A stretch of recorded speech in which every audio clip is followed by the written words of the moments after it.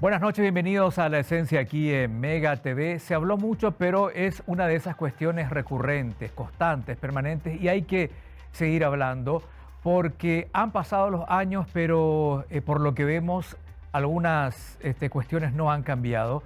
Y me pregunto yo, y nos preguntamos muchos, ¿no? ¿Puede la disciplina militar, la rigidez, la rigurosidad militar llegar, no digo justificar, sino a explicar tan siquiera el atropello a la dignidad y a la integridad de los chicos que van al cuartel?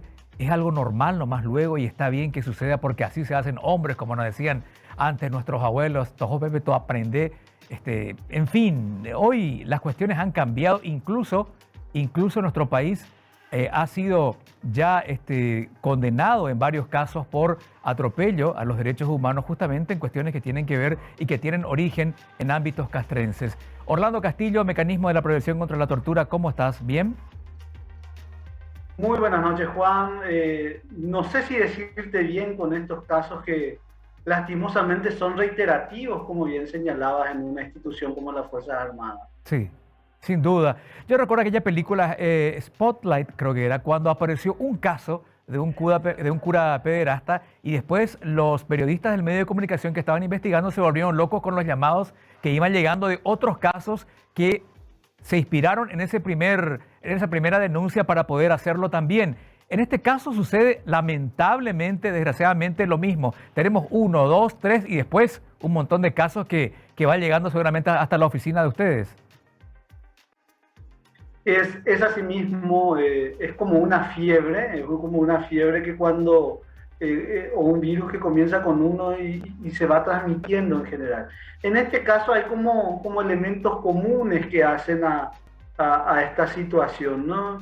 Y que no pueden ser nunca explicados desde lo que vos señalabas muy bien al comenzar, no pueden ser justificados de la lógica, de la disciplina, de la lógica de la rigurosidad militar, sino que son hechos punibles que deben ser sancionados y fuertemente por la justicia ordinaria, no por la justicia militar, para que de una vez por todas la gente entienda, y sobre todo los que tienen mando sobre tropas, de que el castigo, de que la tortura no forma parte de la formación ni militar, ni policial, ni de ningún tipo de formación. El caso del cadete Mancuello, del cadete Medina y de los demás cadetes que tienen en común, ¿sabías que tienen en común que todos, que la mayoría son de tercer año del liceo militar?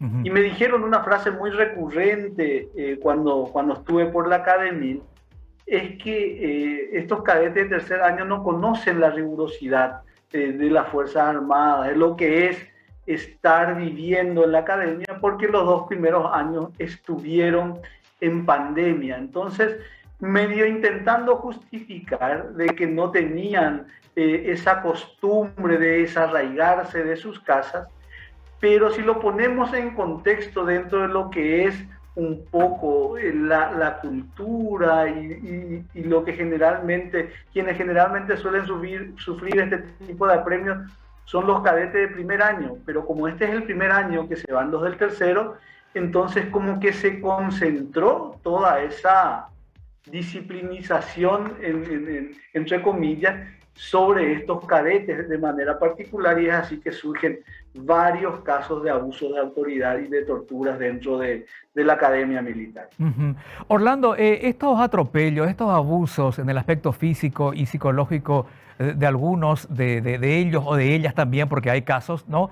¿Son institucionales, son medidas disciplinarias o es una cuestión del recluta con el cabo, del sargento con el cabo, del teniente con el inferior inmediatamente, una cuestión ahí entre ellos, los de arriba en realidad ni saben? ¿Cómo, a partir de tus investigaciones, con qué escenario te encontraste? Mira, uno de los militares de alto rango con quien me entrevisté el jueves pasado me decía, reconociendo aquella famosa hora 25, me decía, el oficial me decía, mira, me dice, vos conocés la vida del cuartel, sabés cómo es, eh, a algunos se les fue la mano, mira que si le mandaban a hacer ejercicio después de las 12 por media hora, no se iba a dar todo esto, pero se les pasó la mano, se fueron de 12 de la noche a 4 de la mañana, entonces allí lo que hubo el problema, pero reconociendo de que es una práctica común, ¿no? Reconociendo de que el abuso que se da de superiores hacia cadetes de años menos antiguos es una constante dentro de la academia e incluso apañada por sus autoridades, puesto que conocen, saben, pero si es un chiquitito nomás está bien. Si el abuso es pequeñito está bien, pero abuso es abuso. Claro. Maltrato es maltrato y tortura es tortura. Y ninguna autoridad institucional puede apañar ese tipo de cosas. Pareciera que forma parte del currículum no escrito de la Academia y las autoridades de allí saben todo. Es una institución vertical, nada se mueve sin que el comandante lo sepa. Fíjate vos que ellos tienen las famosas guardias imaginarias, ¿no? Y estas imaginarias deben de reportar las situaciones y ellos conocen lo que va pasando, lo que va sucediendo. Así que hablamos de una actuación, de una forma de formar y de entender la disciplina militar dentro de ese marco de castigo, como si la disciplina fuera sinónimo de golpes y de aguantar golpes, y del carácter militar como una forma de ser fiera, ¿no? Estamos forjando su carácter, te dicen, ¿no? Pero en realidad no están forjando ningún carácter más que un carácter antidemocrático y violatorio de derechos fundamentales.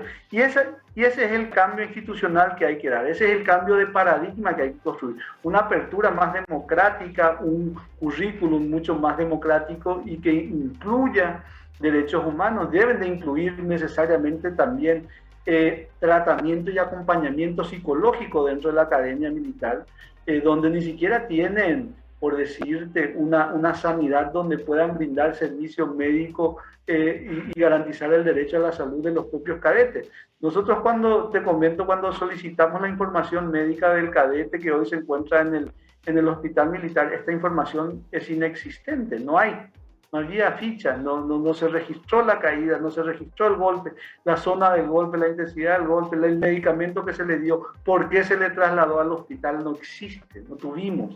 Entonces, desde lo más mínimo hasta un seguimiento psicológico, ver cómo le está afectando la vida al encierro, ver de ir formando ciertas actitudes y tomando en consideración algunos elementos psicológicos que permitan colegir rasgos que posteriormente se traduzcan en situaciones de violencia hacia cadetes, ¿no? O sea, hay que mirar la integralidad del programa de formación de la academia y a través de ello meter innovaciones que hacen hoy necesarias a una vida que se lleva dentro de las instituciones totales, pero que no puede ser sinónimo de golpes y de torturas. Ahora, Orlando, hablabas vos de esto de forjar la personalidad a través de la agresión, de la agresividad, que tengan carácter fuerte, que estén preparados para la dureza de la vida. Traslademos esto, el problema al otro lado, fuera de los cuarteles, cuando hay una sociedad civil que todavía conserva algunos paradigmas antiguos, ¿no? De que realmente eso es normal, de que está bien que a mi hijo, a mi nieto ahí, que ligue, que aprenda, que soporte, eso le va a hacer macho, caramba. Así se pensaba, pero ¿cómo combatimos esa idea que surge y permanece desde el mismo ámbito civil? ¿Cómo hacemos eso, Orlando? Es complicado. Es así mismo, Juan, ¿no? Esta cultura militar, esta cultura militarista que suele ser señalada y denominada, conlleva toda una lógica de construcción de sociedad, de construcción de civilidad. Fíjate vos cómo fueron surgiendo modificaciones que tienen que ver, por ejemplo, con establecer la crianza respetuosa, con establecer mecanismos mucho más amigables de formación, mucho más amigables con los derechos de los niños. Pero tenemos una sociedad que todavía no se desprende de una cultura,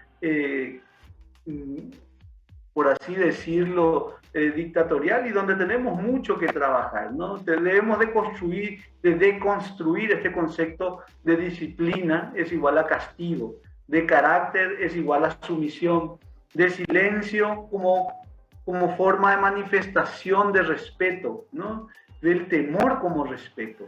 Entonces, mucha gente dice, yo antes ligaba y salí bien. No, es a pesar de los golpes salimos bien, pero no es gracias a los golpes. Entonces hay una necesaria modificación y allí el Ministerio de Educación, el Ministerio de la Niñez tienen un gran compromiso en esa construcción de una cultura de paz, como bien que se suele denominar, en una construcción de cultura mucho más democrática.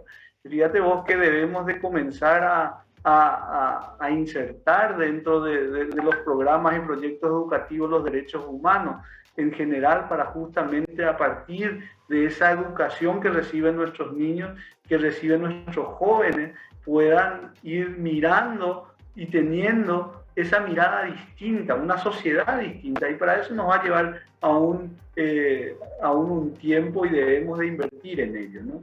Claro que sí, por supuesto. Ahora bien, ¿qué te ha parecido el actuar de los integrantes de nuestro Senado de la Comisión de Derechos Humanos en sus visitas a estos chicos, a unos militares también, las conclusiones que han sacado o la investigación que siguen haciendo ellos? ¿Te satisface? ¿No tanto? ¿Qué podrías decir, Orlando? Mira, yo estoy en contacto con los miembros de la comisión y con el equipo técnico, ¿no? El equipo técnico que es el que va colectando un poco la información. Hemos cotejado información, tienen también una investigación que se está llevando adelante y consideramos que hay elementos que ellos están teniendo que nos parecen bastante interesantes. De hecho, hoy de hecho, con ellos vamos a hacer una visita a la Academia Militar, vamos a estar recolectando mucha más información. Esta es una investigación que va a seguir y que por lo menos desde el campo legislativo y en el campo nuestro de la prevención de la tortura, vamos a buscar herramientas para otorgarle a la justicia, para otorgarle a la fiscalía, de manera que la fiscalía intervenga y pueda sancionar. Mientras haya impunidad, la tortura va a continuar. Y pensamos que allí el rol del Ministerio Público es fundamental para poder dilucidar lo ocurrido y sancionar a los responsables. Porque mientras no se sancione, este tipo de casos van a seguir y van a continuar, y dentro de 3 meses vamos a seguir teniendo, dentro de 6 meses vamos a seguir teniendo. Nos remonta, como bien vos decías al iniciar el programa, aquellos casos que expuso al Estado paraguayo ante cortes internacionales, ¿no? El caso de Gerardo Vargas Areco, por el cual fue condenado el Estado paraguayo en el 2006 por violación de derechos humanos de este niño soldado reclutado y muerto en las Fuerzas Armadas en el año 89, o el caso Víctor Hugo Maciel en el 95, o el caso de los 2 soldados hasta hoy desaparecidos en democracia, que son el famoso caso que la Fuerza Armada señaló de que se fueron a buscar una vaca y nunca más volvieron, ¿no? Casos que llegaron a solución amistosa y donde el Estado paraguayo se comprometió a establecer medidas de no repetición, pero lastimosamente se siguen repitiendo, y es allí donde nosotros vemos y vamos a colaborar en la construcción de sistemas a través de nuestras recomendaciones para que se vaya cercando y disminuyendo las posibilidades de que continúen estos tipos de situaciones que no hacen a toda la institucionalidad, pero que sí lastimosamente manchan toda una institución, como el caso de las Fuerzas Armadas. Claro que sí. Hablando de casos internacionales, ¿hay alguno o algunos que estén en trámite en estos momentos cuya decisión aún no tenemos con respecto al Estado paraguayo que recuerdes? Así, brevemente, Orlando. Mira, el caso de los soldados del Chaco desaparecidos continúa. El Estado, eso se encuentra en solución amistosa. De no llegarse a una solución adecuada, eso puede pasar a la Corte Interamericana de Derechos Humanos, y la familia no ve que las garantías de no repetición y las solicitudes que ellos hacen de investigación satisfacen a lo que ellos señalan. Ese caso puede reactivarse nuevamente y pasar a la Corte Interamericana de Derechos Humanos, lo que hace a Fuerzas Armadas principalmente. El caso de Víctor Hugo Maciel tengo entendido que se tiene un alto porcentaje de cumplimiento, lo último que sé, pero todos estos casos son revisables en la medida que no garanticen y no satisfagan el deseo de la familia, ¿no? Así que son casos aún que podemos considerar en suspenso y que dependen del actuar estatal para que se pueda llegar a concluir y afirmar que se ha satisfecho las pretensiones de la familia, que hacen principalmente a que esto no vuelva a ocurrir. Te comento que yo fui el abogado de estos 3 casos, el caso Vargas Areco, el caso justamente de Ñalula y Ñazuma, que son las madres de Cristian y Marcelino, que ellas, al momento de presentar el caso, lo que ellas decían es: nosotros no queremos que esto le pase a otras familias. Y para que eso no ocurra debe haber sanción, para que eso no ocurra no debe haber impunidad. Entonces, una de las solicitudes que ellas tienen fuertemente es que se investigue y se sancione. Y allí habrá que ver si se hizo la investigación, si la investigación satisface o no, y cuál es la decisión que toman estas madres con relación a este caso en particular, ¿no? Claro, algo que también tenemos que entender todos, Orlando, y parece que nos cuesta, es que las Fuerzas Armadas no son un enclave, no son un territorio dentro del territorio paraguayo, no son un Estado dentro del Estado. Si bien es cierto, tienen su estructura normativa, sus tribunales, sus fiscales, bueno, sus juzgados también, pero son para cuestiones exclusivamente castrenses. Cuando aparece un hecho que está castigado, que está establecido, que está preestablecido en normas ordinarias, prevalecen las normas ordinarias. Por lo tanto, es hora de que el Ministerio Público ni bien tenga conocimiento de este tipo de hechos e intervenga. ¿Se está dando eso o todavía suele ser difícil? Mira, hay un avance en ese sentido en general, si bien la propia institución por su estructura, como bien se señalaba, de carácter verticalista, ¿no? De construcción histórica también, de haberse constituido en una institución intocable, principalmente durante y posterior y los primeros años de la dictadura militar y del proceso democrático en que se vive.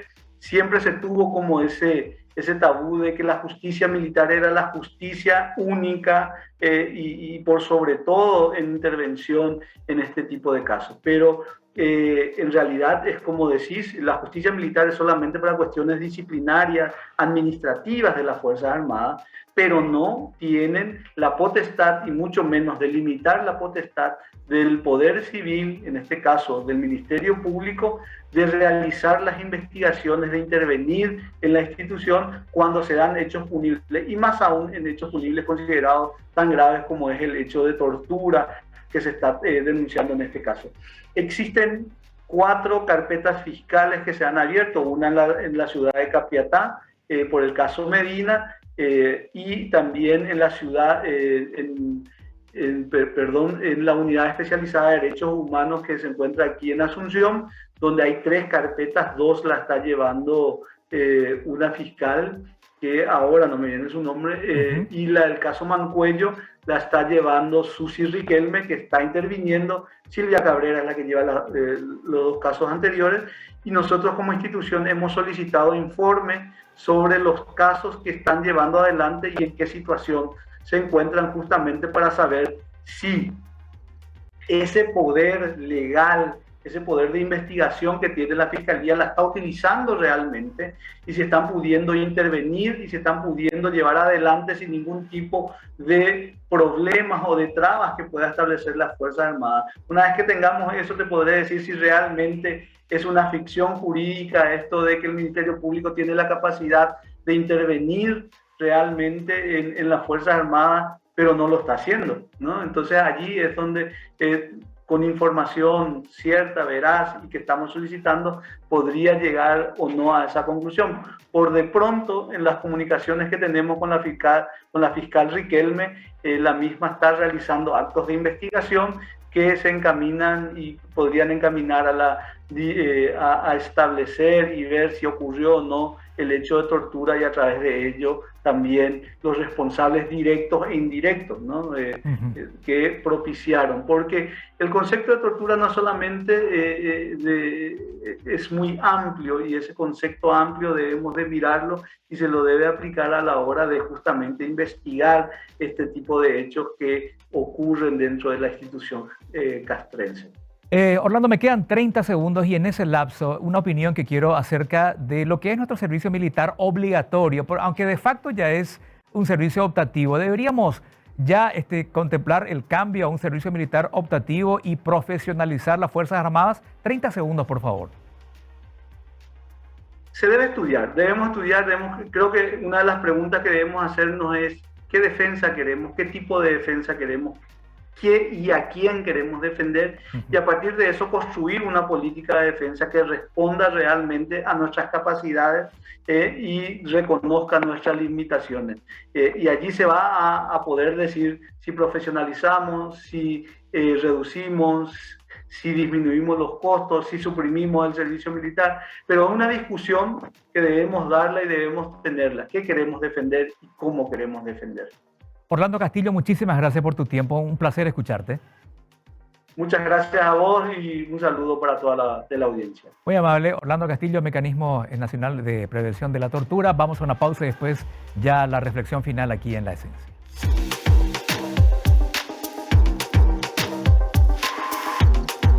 Bueno, en los tiempos antiguos, la única manera en que se consideraba que uno podía hacer patria era con las armas. Había que defender el territorio del constante asedio de los enemigos. No había diplomacia, no se conocían otros métodos de la preservación de la soberanía de un país, de un estado, de un pueblo. Las cosas han cambiado muchísimo. Hoy en día el rol de las Fuerzas Armadas tiene que ver con otras cuestiones y también el ciudadano puede hacer patria, puede ser un patriota sin siquiera haber pasado alguna vez por las armas o por un cuartel. Hay tantas maneras realmente de ser patriota que ya ha quedado perimido aquel concepto de que solamente a través de las armas lo podríamos hacer. Ahora bien, en cuanto al servicio militar, es cierto, hay gente que tiene el impulso de ofrecer sus servicios militarmente hablando a la nación porque tiene esa vocación y está bien que así sea. De ahí que muchas veces se ha planteado la profesionalización de las Fuerzas Armadas de la nación. No decimos que la gente vaya o que los chicos y las chicas vayan al cuartel y se los trate con plumas. No se trata de eso. Pero tampoco llegar al extremo de denigrarlos, tampoco llegar al extremo de torturarlos, de castigarlos tan severamente que les ocasione ya un resultado en su físico o en su mente. No se quiere o no se debe llegar a eso. Se trata de hacer las cosas como corresponde. Uno entiende la disciplina militar, la rigidez con que ellos se manejan y se respeta porque es el mundo castrense y tal vez siempre ha sido así y siempre será así. Pero hoy no podría tolerarse algunas medidas disciplinarias, entre comillas, que suelen tomar los superiores con respecto a sus seres inferiores, digamos, en cuanto a disciplina militar, en cuanto a categoría militar. De ahí que es importante que se denuncie, es importante que se vayan borrando ciertos paradigmas, es importante que vayamos cambiando el concepto de lo que es servir a la patria. Se puede servir con las armas y se pueden servir también desde muchos otros puntos de vista sin tener que precisamente pasar por las armas. Hasta la próxima en La Esencia.